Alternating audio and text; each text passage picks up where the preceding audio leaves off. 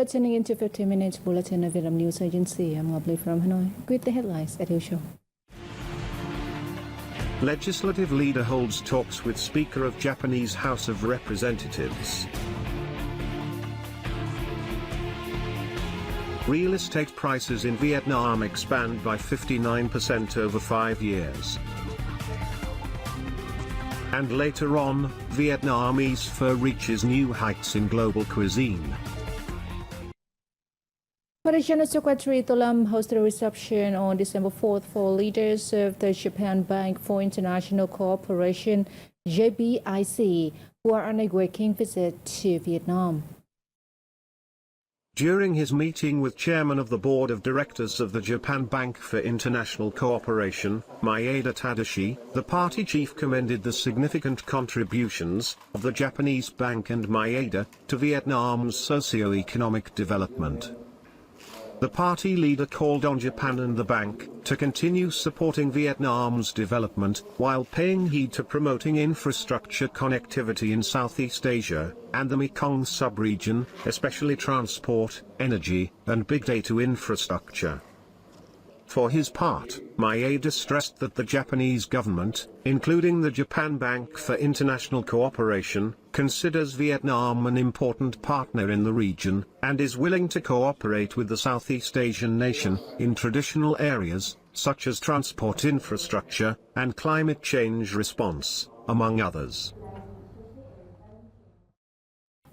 State President Lương Cường paid a working visit to the central province of Thanh Hóa on December 4th. There, the leader met the local voters and had a number of other activities. The state president led a National Assembly deputy delegation of Thanh Hóa to a meeting with voters in Thuong Xuan district of the Central Province, to inform them about the outcomes of the 8th session of the 15th legislature, and listen to their opinions and aspirations. Thuong Xuan, a mountainous and border district, has seen significant improvements in infrastructure, economic development, and people's living conditions. Local voters proposed maintaining support policies for mountainous areas after they graduate from poverty or achieve new-style rural area status. The state president commended the progress in the district's economic development and the improvement in people's livelihoods, noting that its poverty rate is expected to be reduced to 9.4% in 2024. He urged local authorities to continue focusing on administrative reforms, boosting education and healthcare, and promoting local strengths to ensure rapid development and stability. Rearranging the organizational apparatus is a difficult task, but is essential, Prime Minister Phạm Minh Chính affirmed at a government conference on December 4th. The conference was held to carry out the review of the implementation of Resolution No. 18, issued by the Party Central Committee in 2017, which seeks to streamline the political system for greater efficiency. Chin, who is also head of the Government Steering Committee for reviewing the implementation of the resolution, urged ministers and heads of sectors to promote a strong sense of responsibility and implement the assigned tasks in a scientific manner, with a suitable and effective roadmap and approach. He noted that the organizational structure is currently cumbersome, with many bottlenecks, limited time, high expectations, heavy tasks, and complex and sensitive work. The Ministry of Home Affairs was required to develop a specific plan, providing guidance on the timelines, methods, and approaches for ministries and sectors to implement based on the plans of the Party Central Committee and Government Steering Committees to review the implementation of the resolution. Chairman of the National Assembly Trần Thanh Mẫn is on an official visit to Japan. Join us to see his activities on December 4th. National Assembly Chairman Trần Thanh Mẫn held talks with Speaker of the House of Representatives of Japan Nukaga Fukushiro in Tokyo on December 4th. The two sides shared the delight at the continued comprehensive development of the Vietnam-Japan Comprehensive Strategic Partnership, after 1 year of launching their new relationship framework. They pledged to further deepen cooperation across all channels of party, government, parliament, and people-to-people exchange and encourage exchanges and visits at high and all levels. They agreed to enhance cooperation between the Vietnamese National Assembly and the Japanese House of Representatives, through the increase of exchanges among specialized committees, the parliamentarians' friendship groups, and young and female legislators. National Assembly Chairman Trun Thank Mun and his spouse were received by Japanese Emperor Naruhito and Empress Mosoko at the Imperial Palace in Tokyo on December 4th. Emperor Naruhito expressed gratitude for Vietnam's support in responding to the earthquake on the Noto Peninsula. He also conveyed his condolences for the losses caused by the typhoon that struck Vietnam in September. Chairman Man highlighted the celebration of the 50th anniversary of diplomatic relations between Vietnam and Japan in 2023, emphasizing the significant growth in bilateral ties across various fields, including politics and culture. He also expressed appreciation for Japan's continuous support for Vietnam over the years.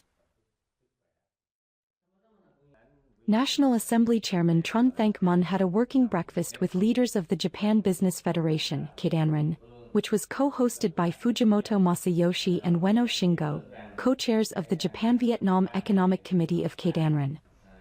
The Vietnamese leader welcomed the valuable contributions of Keidanren and the role of the two co-chairs, as well as Japanese business leaders in advancing bilateral relations, serving as a bridge for Japanese investors to land more investments in Vietnam.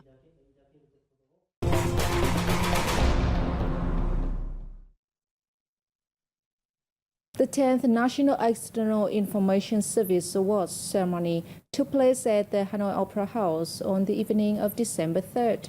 Let's take a look. Featuring creative and modern presentation formats, this year's submissions delved into a broad range of topics, including significant political, diplomatic, and cultural events, and the nation's achievements across various fields. In his remarks, Chairman of the Party Commission for Information and Education, Nguyen Trong Nia, praised the significant contributions of external information efforts, particularly the workforce involved. This year, Organizing Committee received 1,289 entries. The jury awarded 10 first, 22nd, 33rd, and 49 consolation prizes to outstanding entries.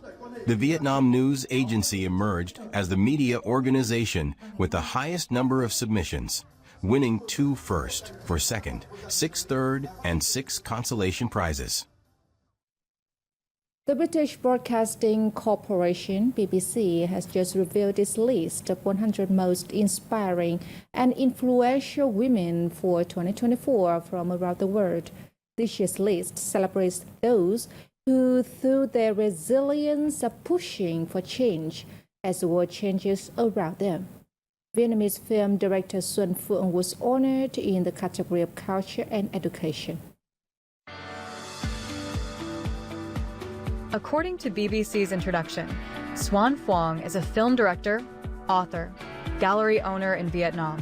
Approaching her 95th birthday, the woman has lived a very full life.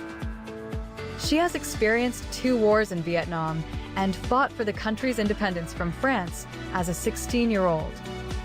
Having graduated as a doctor, she has been head of a clinic, a war correspondent, and a film director for Vietnam television, witnessing historic moments such as the fall of Saigon regime.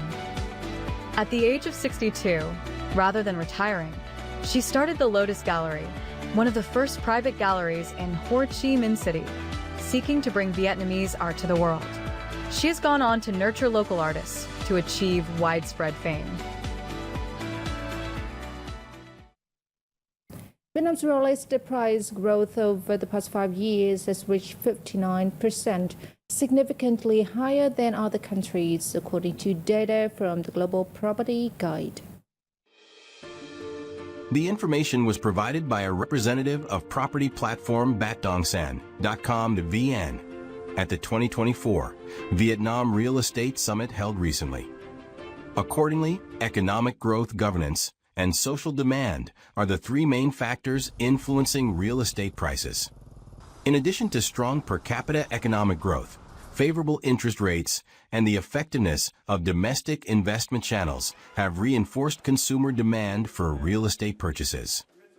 The Vietnamese people primarily use main investment channels such as the financial market, real estate, gold, foreign currencies, and savings deposits. Notably, real estate is considered the best performing investment channel in the country over the past decade. More than a favorite dish, pho or Vietnamese noodle soup has become a global ambassador of Vietnamese cuisine and also the Vietnamese culture, which is cherished by food lovers around the world. Join us to visit a pho restaurant in Sydney, Australia. Restaurant Pho Hanoi 1979 opened in Sydney, Australia on December 2nd. On its opening day, the restaurant drew many visitors, many of them fans of Vietnamese pho. They said a bowl of pho can be said to be a symphony of flavors. In Vietnam, there are many ways to enjoy pho, but we want to offer a new experience here in Pho Hanoi 1979. Living in Australia, Tommy frequently heard locals share fond memories of their visits to Vietnam and their love for pho. This inspired him and his friends to establish a restaurant that would bring the authentic taste of traditional pho to Australia to not only comfort the Vietnamese community longing for a taste of home, but also make more Australians know about the Vietnamese dish. Pho Hanoi #1. Nguyen Trong Tin, the founder of a renowned pho brand in Hanoi, expressed his joy and pride when witnessing the launch of Pho Hanoi 1979 in Sydney. He believes the restaurant will preserve traditional values and serve as a destination for overseas Vietnamese seeking a taste of home and for international visitors to experience Vietnam's iconic dish.